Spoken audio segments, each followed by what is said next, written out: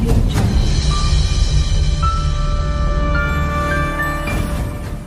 Setelah ledakan besar terjadi, Ye Han berhasil menyelamatkan Yun dan Tang Haibin. Ye Han pun berkata, "Yun, Kak Tang, bagaimana keadaan kalian?" Tang Haibin pun menjawab, "Ini berkat kamu Ye Han. Sudah menghadang ledakan dari bomnya. Kami tidak apa-apa." Seketika itu Yun menyadari kalau kepala Ye Han berlumuran darah. Ia pun berkata ke Ye Han, "Ye Han, kamu sudah terluka." Ye Han pun menjawab, "Aku tidak apa-apa. Kalian bersembunyi lebih dulu. Kali ini ada masalah besar." Terlihat anggota Huo Feng selamat dari ledakan bom tadi. Huo Feng pun berkata, "Ye Han, maaf, kali ini sudah melibatkanmu. Nanti, aku akan keluar untuk menarik perhatian dari jangkrat. Kamu bawa teman-temanmu pergi lebih dulu. Jangan berpikir untuk kabur ya. Sekeliling dari villa ini sudah tersembunyi bom yang aku tanamkan. Asalkan kalian berani keluar satu langkah saja, aku akan segera meledakkannya." Ucap jangkrat. Ye Han pun mengaktifkan mata yin yang-nya untuk melihat posisi bom yang ditanam oleh jangkrat. Ia pun berkata ke Huo Feng dan rekannya, "Kalian bantu aku menarik perhatiannya, aku akan pergi menjinakkan bomnya." Huo Feng dan rekannya pun menjawab, "Apa, bagaimana kamu bisa tahu ada di mana bomnya? Anak muda pertama kali bekerja. Jangan buru-buru bertindak, sekarang lebih baik kita menunggu bala bantuan. Bertindak sembarangan hanya akan membuat situasi lebih buruk." Huo Feng pun angkat bicara, "Semuanya jangan bicara lagi. Aku percaya dengan Ye Han, biarkan dia pergi melakukannya." Tang Haibin dan Yun pun berkata ke Ye Han, "Han, kamu tenang saja. Sebelumnya aku terus tidak membantu apapun, kali ini aku pasti akan melindungimu dengan baik. Ye Han, kamu harus perhatikan keselamatan. Jangan memaksakan diri." Ye Han pun menjawab, "Baik, kalian tenang saja. Aku pergi dulu, kalian berhati-hatilah. Yun, berikan seluruh perlengkapan make up milikmu padaku. Hari ini aku akan mengorbankan semuanya." Ucap Tang Haibin ke Yun. Yun pun kebingungan dan bertanya ke Tang Haibin, "Apa yang ingin kamu lakukan?" Terlihat jangkrat yang sedang mengejek para anggota Biro Keamanan. "Para pecundang dari Biro Keamanan, bukankah kalian ingin menangkapku? Cepat keluarlah." Seketika itu Tang Haibin keluar dengan penampilan wanitanya. Ia mencoba untuk menarik perhatian jangkrat sambil berkata, "Tuan, ayo kita bermain." Jangkrat pun terkejut melihat penampilan Tang Haibin. Ia pun muntah tanpa henti sambil berkata, "Sialan, banci dari mana ini? Menjijikkan sekali." Tang Haibin pun mendekat dan berkata, "Apa kamu sudah tidak ingat denganku? Malam itu kamu masih memanggilku Xiao Tiantian." Ia juga berkata di dalam hati, "Ye Han, kamu harus melakukannya dengan cepat. Nyawaku berada di tanganmu." Seketika itu jangkrat menjauh dari Tang Haibin dan berkata, "Sialan, orang macam apa ini, matilah." Seketika itu jangkrat menekan remote kontrol peledak bom yang ia tanamkan. Tang Haibin pun berkata di dalam hati, "Habislah, aku tidak seharusnya keluar untuk berpura-pura hebat seperti ini." Setelah itu tidak ada tanda meledaknya bom yang jangkrat tanam. Orang-orang di sana pun terbengong. Huo Feng dan rekannya pun berkata, "Ada apa ini? Bomnya tidak meledak. Apa mungkin bom milik jangkrat sudah tidak berfungsi?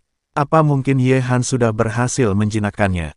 Terlihat jangkrat yang terus-menerus menekan remote kontrol peledak bomnya sambil berkata, "Sialan, ada apa ini? Kenapa tidak meledak?" Setelah itu Ye Han muncul dan berkata, "Jangan buang-buang energi lagi. Seluruh bom milikmu sudah aku hancurkan." Sambil mengeluarkan bom yang jangkrat tanamkan. Terlihat di sini Lain Yun memanggil Ye Han. "Ye Han, bagus sekali, kamu sudah berhasil." Tang Haibin pun merasa lega atas keberhasilan Ye Han dan berkata, "Han, akhirnya kamu sudah datang. Jika kamu tidak datang tepat waktu, mungkin daging ratusan kati milikku ini sudah akan terbuang di sini." Huo Feng pun berkata di dalam hati, "Ye Han, kamu benar-benar tidak membuat aku kecewa. Aku harus mendapatkanmu." Terlihat jangkrat yang ketakutan dan berkata, "Ini tidak mungkin. Bom milikku disembunyikan dengan sangat aman. Bagaimana kamu bisa menemukannya?" Ye Han dengan santainya menjawab, "Jangan banyak omong kosong. Kamu yang menyerahkan diri sendiri atau aku menggunakan tinjuku untuk membantumu. Jangan ampuni bocah ini dengan mudah. Bagaimanapun juga harus membiarkan dia merasakan rasanya memakai stocking sambil menari." Ucap Tang Haibin. Terlihat beberapa orang di sana hanya terbengong melihat Tang Haibin. Seketika itu Jangkrat kesal dan mengambil bom granatnya sambil menarik pin granat untuk melakukan bunuh diri bersama Ye Han. Ingin menangkap aku? Jangan mimpi. Palingan kita mati bersama saja. Terlihat Tang Haibin, Yun, dan Huo Feng pun terkejut melihat situasi itu. Ye Han pun mengeluarkan belati naganya. Dengan sekejap ia melempar belati naganya ke arah Jangkrat. Lemparan Ye Han berhasil melukai tangan Jangkrat. "Ah, tanganku," ucap Jangkrat yang kesakitan. Dengan sekejap Ye Han berpindah di belakang Jangkrat. Ia pun berkata, "Kamu suka bermain meledakkan diri." Jangkrat pun terkejut melihat Ye Han sudah beda di belakangnya. "Apa? Bagaimana mungkin?" Seketika itu Ye Han mengeluarkan jurus tendangan pamungkasnya ke burung kecil Jangkrat. Alhasil telur burung Jangkrat pun pecah. Ye Han menendang dengan cukup keras sampai Jangkrat terbang ke udara. Jangkrat pun berkata, "Sialan, Ye Han, kamu tunggu saja. Aku tidak akan melepaskanmu." Ye Han pun menjawab, tunggu, masih ada satu lagi." Ia menendang granat ke arah Jangkrat sambil berkata, "Simpan barangmu sendiri dengan baik. Jangan sampai ketinggalan." Terlihat granat yang ditendang Ye Han sudah berada tepat di depan Jangkrat. Granat itu pun meledak bersama Jangkrat. "Wah, kembang api ini benar-benar indah sekali," ucap Ye Han. Sin pun berpindah di area festival pertandingan batu. Terlihat Ye Han bersama Kun Snak menghadiri acara festival pertandingan batu yang terakhir. Ye Han pun berkata, "Pagi-pagi buta mengantar Yun dan Kak Tang pulang. Untung saja aku masih sempat kembali." Kun Snak pun berkata ke Ye Han, "Hari ini adalah hari terakhir dari festival pertandingan batu. Pemilik endapan ini sudah akan diputuskan." Ye Han dan Kun Snak pun mendekat ke acara pemilihan batu untuk melakukan penawaran. Kun Snak pun bertanya ke Ye Han, "Adik Ye, menurutmu batu giok asli yang mana yang mempunyai peluang besar memiliki isi?" Ye Han pun menjawab sambil mengamati batu-batu giok yang ada di depannya. "Ini, memang ada beberapa batu giok asli yang punya benda bagus." Ia juga berkata di dalam hati, "Batu giok jenis rolan ungu es, benda yang bagus." Seketika itu Ning Feng bersama anggotanya berjalan mendekat ke arah Ye Han sambil berkata di dalam hati, "Ye Han begitu hebat bertanding batu, aku hanya perlu membeli batu giok asli yang dia pilih saja. Untuk apa aku menghabiskan tenaga untuk melihat sendiri? Aku benar-benar pintar sekali." Ye Han pun menyadari niat buruk Ning Feng dan ia berkata di dalam hati, "Kamu ingin mengambil keuntungan dariku. Kelihatannya orang bodoh ini tidak cukup untuk ditipu olehku."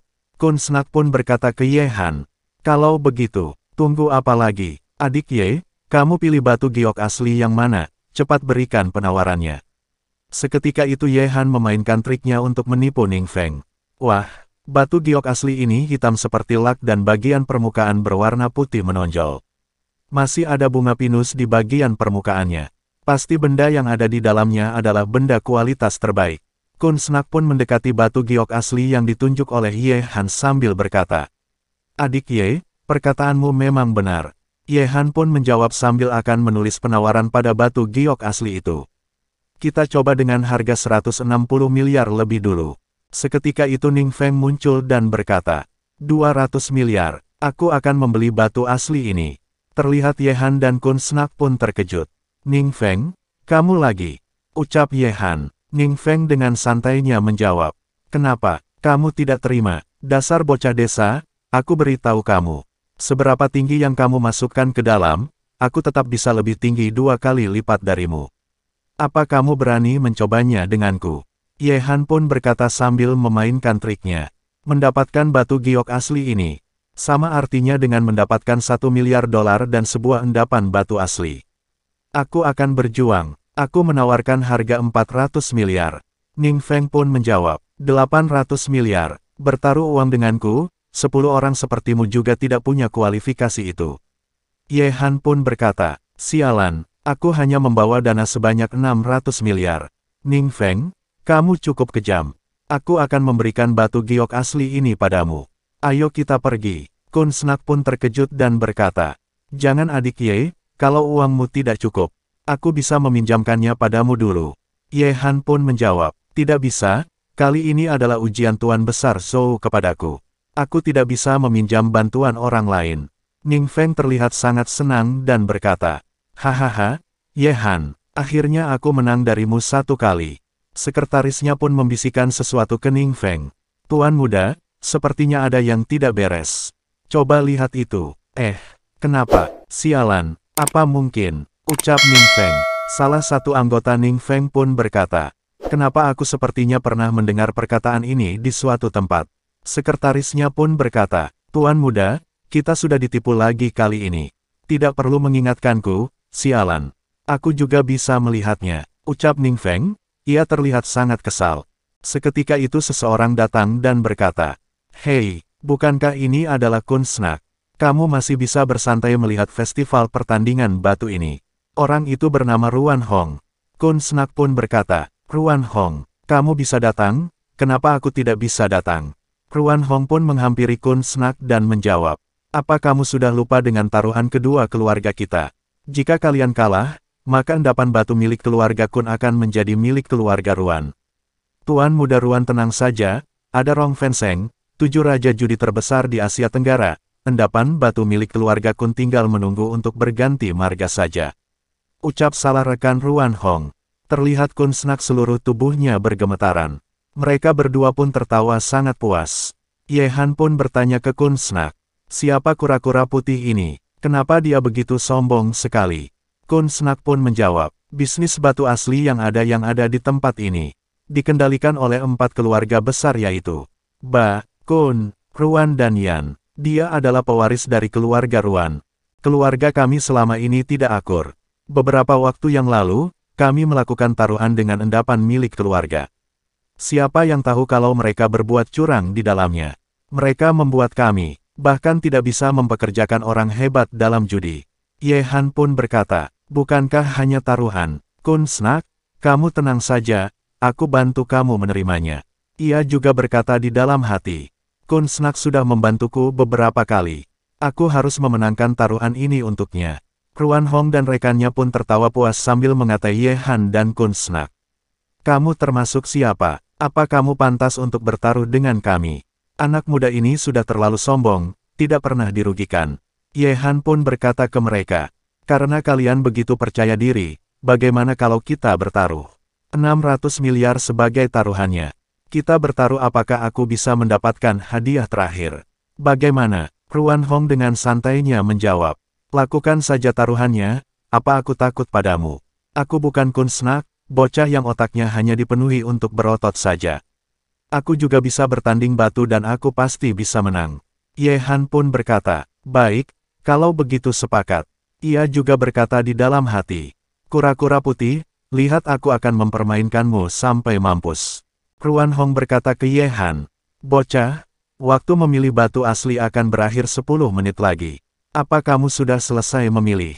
Ye Han dengan santainya menjawab, kenapa kamu tidak bilang? Aku hampir lupa. Seketika itu ia menunjuk batu giok asli yang ada di depannya sambil berkata, wah, batu asli ini hitam seperti lak dan bagian permukaan berwarna putih menonjol. Warna keringnya terlihat jelas, pasti benda yang ada di depannya adalah benda kualitas terbaik. Terlihat beberapa orang di belakang Ye Han hanya mengabaikannya. Dan mereka semua pun terkejut atas perkataan Ye Han. Ruan Hong pun berkata, sialan, trikmu ini sudah kamu gunakan sebanyak 3 kali. Apa kamu benar-benar menganggap aku bodoh? Aku tidak akan masuk dalam jebakanmu. Terlihat beberapa tuan muda dari keluarga besar berkata, dia sedang bilang siapa yang bodoh. Seharusnya bukan kita kan, aku adalah elit kekaisaran. Ye Han pun menjawab, hei, kalian jangan tidak percaya, di dalam batu ini benar-benar ada giok. Beberapa orang di sana pun mengatai Ye Han. Apa kamu menganggap kami idiot? Aku tidak percaya padamu. Siapa yang memberikan penawaran, maka dia sama idiotnya dengan Ning Feng. Benar juga. Ye Han dengan santainya menjawab, malah tidak masuk dalam jebakan. Sayang sekali, Kun Snak, ayo kita pergi melihat batu asli yang lain.